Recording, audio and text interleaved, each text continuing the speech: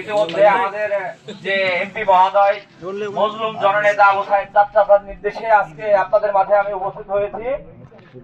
আমাদের এলাকায় দলের নাম ভাঙিয়ে যদি কেউ বিশৃঙ্খলা সৃষ্টি করতে চায়, সেই বিশৃঙ্খলা রুখে দিতে আমরা শক্ত হাতে প্রতিবাদ করব।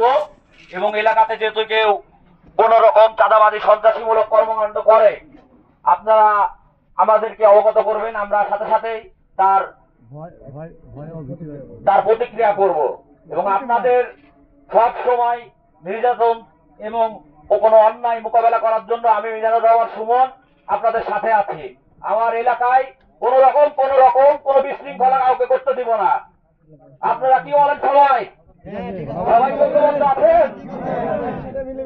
আমরা সবাই একসাথে মিলেমিশে থাকতে চাই। আমাদের এলাকায় কোন সন্ত্রাসীর কোন জায়গা হবে না আমাদের এলাকায়। এই বলে আমার কথা শেষ করছি। সবাই ভালো থাকবেন। আসসালামু আলাইকুম।